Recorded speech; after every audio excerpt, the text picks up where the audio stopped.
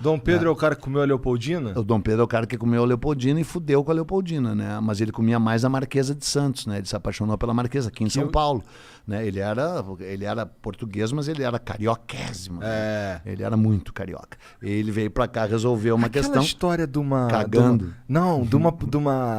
De uma passagem secreta que tinha da casa dele. Não é, infelizmente não é verdade, mas não faz diferença, porque ele botou ela a morar do lado da casa dele, entendeu? Ele transava com uma mulher ou duas diferentes por dia. Ele tinha priapismo, ele era priápico. Priápico é uma doença que o teu pau tá sempre duro, só que é uma doença. Tu acha assim, tipo Drácula, né? Drácula, vida eterna. Quem lê o livro Drácula sabe que a vida eterna é uma desgraça, é uma merda tu viver, é bom tu morrer. Imagina tu ser o Eduardo Bueno o resto da vida. Não dá, né? Tu descansa, né? Descansa em paz. O resto da existência. O resto da existência. O pau é a mesma coisa, cara. Não tem que ficar duro sempre. A evolução natural, ou Deus, se tu quiser, fez na sua sabedoria, o pau só levanta, no caso de pessoas normais que nem eu e não infelizes que nem tu, na hora certa, né? Tu imagina tu ficar sempre de pau duro. É uma doença, e chama priapismo. E ele era, além de priápico, tarado, porque nem todo o priápico é tarado. Tem uns que ficam de pau duro, mas não come ninguém.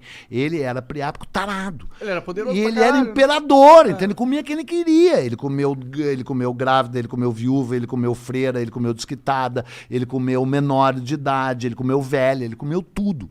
E não repetia prato, né? Comia uma vez, não repetia. A Marquesa de Santos é a única pessoa que ele transou uma vez e nunca mais conseguiu parar de transar. Ele conheceu ela no dia 29 de agosto de 1822, quando chegou em São Paulo, no dia que ele chegou. E aí ele foi para Santos, quando ele voltou de Santos ele teve uma caganeira, né? Ele estava cagando no Riacho Piranga. Mas cagando. isso é real? Real. Você sabe todos os detalhes, porque toda a comitiva que estava dele, quando descobriu que aquilo virou independência, escreveram seus diários, descreveram suas visões da história. Então tem 6 ou 7 testemunhas oculares dizendo: o príncipe estava quebrando o corpo, porque ele não era imperador, ele era príncipe e regente, né? O imperador estava quebrando o corpo atendendo a um chamado da natureza. Eu não acredito. Sério? Que tá escrito e era isso. a 7ª vez, ele estava com um rabo que era uma rosa. Porque é o seguinte, Jean, qual é os 2 únicos animais que cagam no rio? O peixe e os humanos, porque nenhum animal, uma mula, uma girafa, ela olha pro rio e diz: não vou cagar no rio porque depois eu vou beber.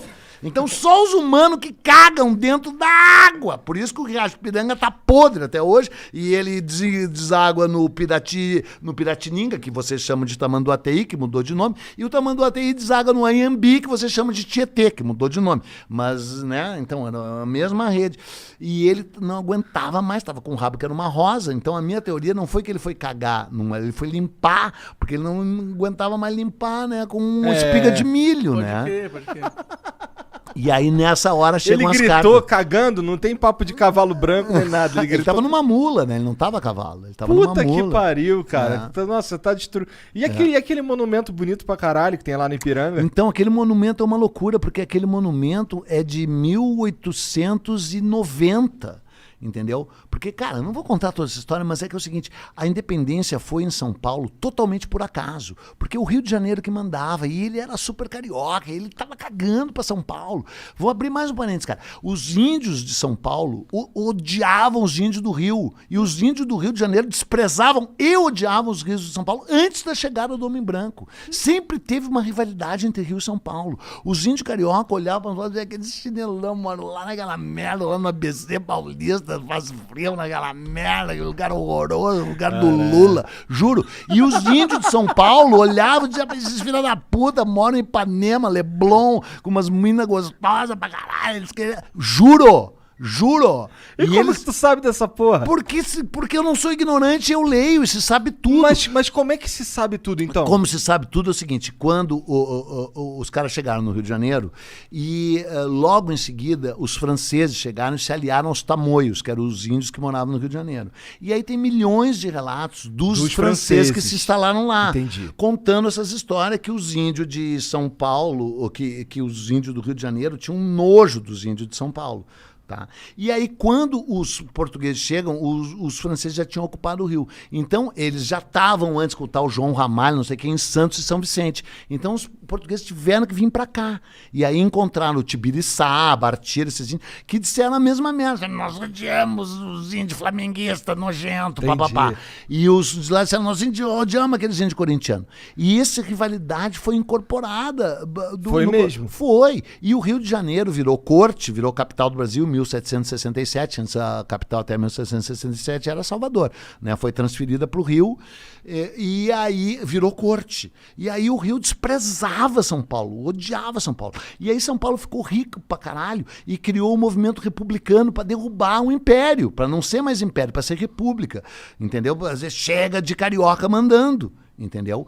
E aí, como a independência tinha sido aqui, por acaso, eles criaram todo um movimento, São Paulo, criaram os bandeirantes, inventaram a história dos bandeirantes, entendeu? Os bandeirantes tinham sido um chinelão na história, não tinha...